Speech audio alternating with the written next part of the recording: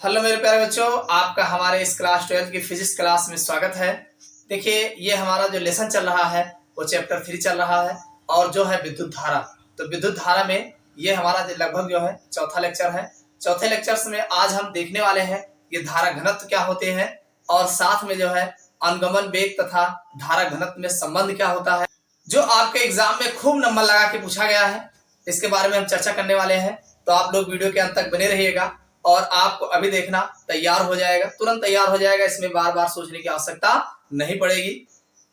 आप लोग से रिक्वेस्ट है, अगर चैनल पर नए सब्सक्राइब कर लेना और वीडियो को लाइक कर दीजिए करिए और अपने दोस्तों के साथ ज्यादा से ज्यादा शेयर करिएगा।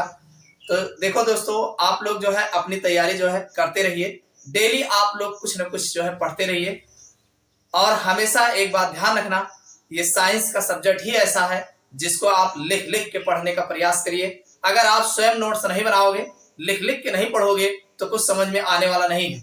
ये ऐसे आप दिन भर देखिए, रात भर देखिए, कोई मायने नहीं रखता है। जब तक आप लिख लिख कर अपनी नोट्स स्वयं नहीं बनाते हैं तब तक आप इसमें सफलता हासिल नहीं कर पाओगे। और अगर आप बेस्ट मार्क, अच्छे मार्क्स अगर आप लाना चाहते हैं तो आप लिख लिख कर और डेली कुछ ना कुछ तैयार करने का प्रयास करिए। एक हेडिंग आप डेली तैयार करो, डेली कुछ ना कुछ तैयार करते रहो। हर सब्जेक्ट पे एक एक हेडिंग डेली तैयार करते रहो और पिछला जो है रिवीजन करते रहो। यही हम आपसे कहेंगे और आप अपनी तैयारी डेली करते रहिए, क्योंकि इकट्ठा आपकी तैयारी नहीं हो पाती है। थोड़ा थोड़ा आप तैयारी करते रहोगे तो आपकी तैयारी अच्छे से हो जाएगी। तो चलिए आज का क्लास स्टार्ट करते हैं। कॉपी पेन ले लीजिए और तैयार हो जाइए। आज हम देखेंगे धारा घनत्व और अनुगमन वेग में संबंध क्या होता है। मेन टॉपिक हमारा ये है। अब समस्या ये है कि धारा घनत्व क्या होते हैं। पहले हम धारा घनत्व के बारे में चर्चा कर लेते हैं, क्योंकि एग्जाम में ये भी पूछा गया है। देखो मेरे दोस्तों, अगर हम बात करें धारा घनत्व क्या होता है, तो देखो धारा घनत्व को पहली बात तो जे से प्रदर्शित करते हैं।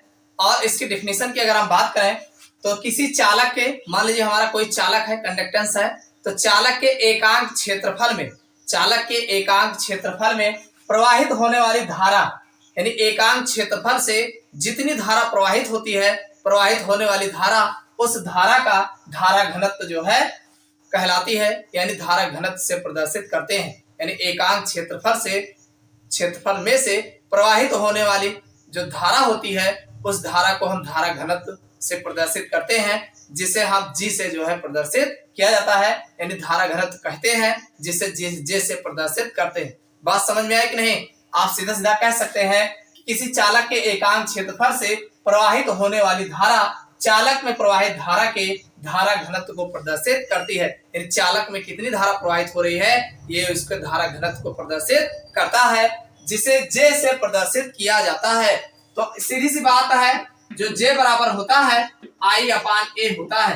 यानी जे बराबर जो फार्मूला निकल के आएगा वो हमारा आई ए निकल के आएगा। ये जे हमारा क्या है? धारा घनत्व है। ये एकांक क्षेत्रफल पर जितनी धारा प्रवाहित होती है वही उसे जो है धारा घनत्व के रूप में प्रदर्शित किया जाता है। समझ में आ गया?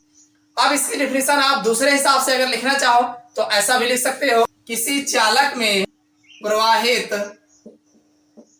धारा तथा चालक का अनुप्रस्थ क्षेत्रफल का अनुपात धारा घनत्व कहलाता है।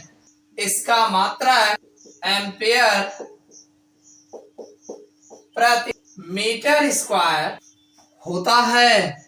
देखो मेरे दोस्तों, अगर हम इसके दूसरे डिफिनेशन की बात करें तो ये जो धारा घनत्व जे बराबर है आई अपान ए, इसके हिसाब से अगर देखा जाए तो किसी चालक में प्रवाहित धारा, यानी ये आई किसी चालक में प्रवाहित धारा तथा चालक का अनुप्रस्थ क्षेत्रफल ए का अनुपात, भाई आई और अपान ए दोनों का अनुपात है। भाई किसी चालक में प्रवाहित धारा तथा चालक का अनुप्रस्थ क्षेत्रफल ए का अनुपात धारा घनत्व कहलाता है। बात समझ में आई?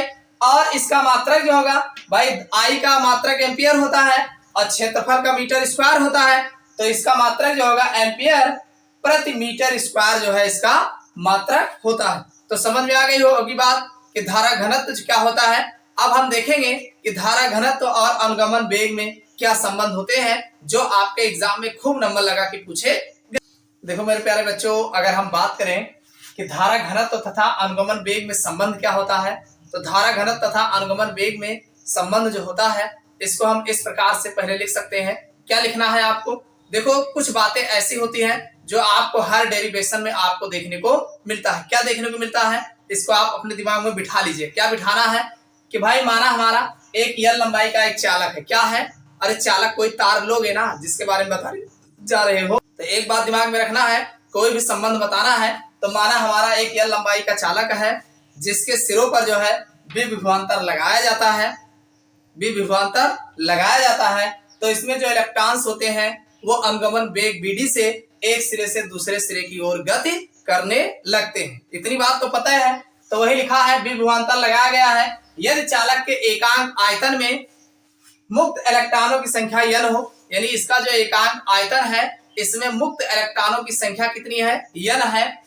तथा चालक का अनुप्रस्थ क्षेत्रफल a है। चालक का अनुप्रस्थ क्षेत्रफल कितना है? a है।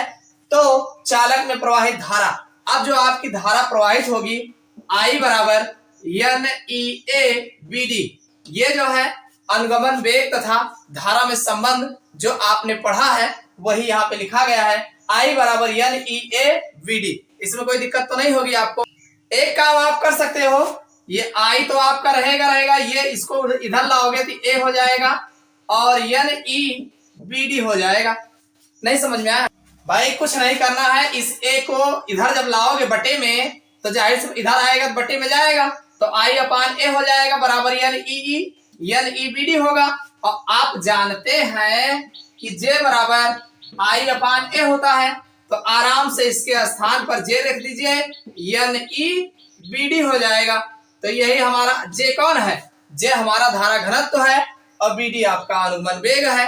तो धारा घनत्व और अनुगमन वेग में संबंध को प्रदर्शित करता है। समझ में आई बात कि नहीं? भाई I बराबर NEABD जो है धारा और हमारा जो अनुगमन वेग था, इससे पहले वाले हमने पिछले लेक्चर्स में जो है इसके संबंध को दर्शाए थे, इसके संबंध को निकाल के आपको बताए थे। बस उसी के आगे से I इसमें से A उठा के यहाँ रख लेना। आप सीधा सीधा कह सकते हैं कि भाई धारा तथा अनुगमन वेग में जो संबंध होता है I बराबर NEABD, आप लिख सकते हैं प्रवाहित धारा तथा अनुगमन वेग में जो संबंध होता है, जो संबंध है, तो संबंध है I बराबर NEABD। तो इसको I के नीचे A कर लेना, आराम से J बराबर आ जाएगा।